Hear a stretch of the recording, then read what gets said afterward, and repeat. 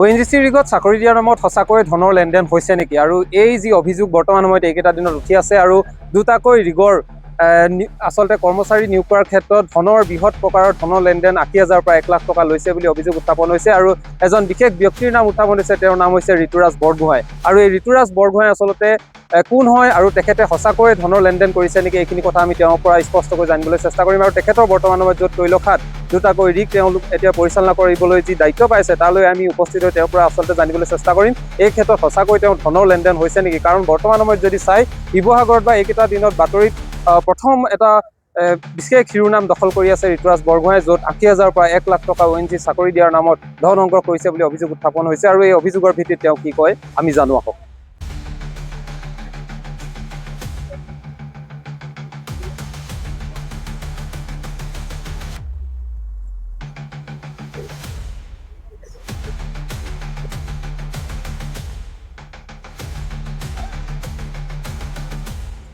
এই সন্দৰ্ভত স্পষ্টীকৰণটো মই এনেকৈ দিব বিচাৰিছোঁ যে যোৱা আজি এসপ্তাহমানৰ পৰা বিভিন্ন সংবাদ মাধ্যম আৰু ছ'চিয়েল মিডিয়াতো ওলাই আছে যে আমাৰ DBR এণ্টাৰপ্ৰাইজ নামৰ যিটো আমাৰ কোম্পানী, সেই কোম্পানীটো মই ঋতুৰাজ বৰগোহাঁই বোলে চাকৰি দিয়াৰ নামত ৮০,০০০ পৰা ১,০০,০০০ টকা পইচা আমি সংগ্ৰহ কৰিছোঁ বুলি যি ভুৱা প্ৰচাৰ চলাই আছে, তাৰ কাৰণে আমি যথেষ্ট মৰ্মাহত হৈছোঁ।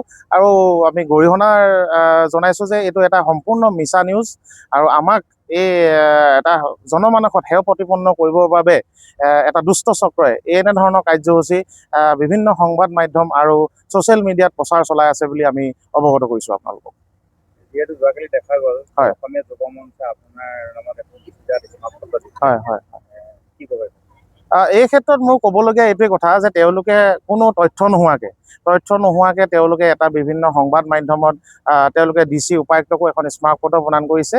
আৰু তেওঁলোকে যেনেধৰণে তাত প্ৰদান কৰিছে, আমাৰ তাত ক'বলগীয়া একো কথা নাই। কিন্তু আমি এটা কথাই কওঁ যে আমি সম্পূৰ্ণ স্বচ্ছ আৰু নিকাভাৱে এই নিযুক্তি প্ৰদান কৰিছোঁ। আমাৰ কোনো ইয়াত কোনো গাফিলতি নাই। আৰু আমি যিটো এই টেণ্ডাৰটো পোৱাৰ ক্ষেত্ৰতো যিটো ONGCৰ যিটো কণ্টেক্ট হয়, এইটো ONGCৰ পৰা ক্ৰিছ ডিলিং নামৰ এটা ব্যক্তিগত কোম্পানীয়ে ইয়াত কামটো কৰিবলৈ আহিছে। আৰু তেওঁলোকে এটা সম্পূৰ্ণ নিবিদা প্ৰক্ৰিয়াৰে আমাক তেওঁলোকে এই টেণ্ডাৰটো প্ৰদান কৰিছে। যিহেতু বহুকেইটা পাৰ্টি এটা টেণ্ডাৰ নিবিদাত অংশগ্ৰহণ কৰিছিলে, কিন্তু আমি L1 বিডাৰ হৈ প্ৰথম পাই আমাৰ কামটো তেওঁলোকে স্পঞ্জ কৰিছে। তো গতিকে সম্পূৰ্ণ তেওঁলোকেও নিকা আৰু স্বচ্ছভাৱে এই টেণ্ডাৰ প্ৰক্ৰিয়াৰ যোগেদি আমাক কামটো দিছে।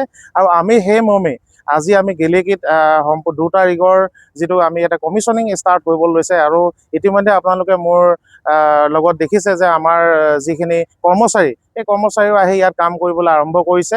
আৰু তেওঁলোকৰ পৰা আমাৰ কোনো কৰ্মচাৰী, আমাৰ DBR এণ্টাৰপ্ৰাইজৰ মই বা আমাৰ কোনো ধৰণৰ কৰ্মচাৰীয়ে তেওঁলোকৰ পৰা কোনো ধন সংগ্ৰহ কৰা নাই। এইটো সম্পূৰ্ণ মিছা কথা। কিমান কৰ্মচাৰী আছে? বৰ্তমান আমি 17-18 জন এতিয়া ইয়াত কমিশ্যনিঙৰ কাৰণে আমি ডিপ্লয় কৰিছোঁ।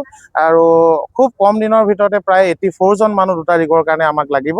তো 84 জন মানুহ এতিয়া আমি খুব সোনকালে আমি ইয়াত ডিপ্লয় কৰিম। অলৰেডি এইখিনি আমি ONGCক ছাবমিট কৰিছোঁ CVছবিলাক। তেওঁলোকে সম্পূৰ্ণ পৰীক্ষা কৰি ইণ্টাৰভিউৰ যোগেদি সম্পূৰ্ণ সেই প্ৰক্ৰিয়াটো তেওঁলোকে কৰিব। হয় হয় হয় সম্পূৰ্ণ মিছা কথা এইটো। তেওঁলোকে আমি তাৰ সেই ক্ষেত্ৰত একো গাফিলতি কৰা নাই। আমি যিটো ডকুমেণ্টছখিনি আমি লৈ আমি কোম্পানীক সেই ডকুমেণ্টছখিনি ছাবমিট কৰিব লাগে। তাৰপিছত সেই ডকুমেণ্টছখিনি ONGC ভেৰিফাই হয়। আৰু সেই ভেৰিফাই কৰাৰ পিছতহে সেই ল'ৰাটোক ইণ্টাৰভিউলৈ মাতে। ইণ্টাৰভিউত পাছ কৰাৰ পিছত ইয়াত কাম কৰিবলৈ তেওঁলোকে সুবিধা পাব। হয়, কিমান দিন হ'ল কৰ্মৰত? মোৰ আজি 3 দিন হৈছে। ধনৰ লেনদেন হৈছে নেকি? নাই, মোৰ একো ধনৰ লেনদেন নাই। তেনেকৈ মই মোৰ বায়'ডাটা দিছোঁ, তেওঁলোকে অফিচৰ পৰা ফোন কৰিছে।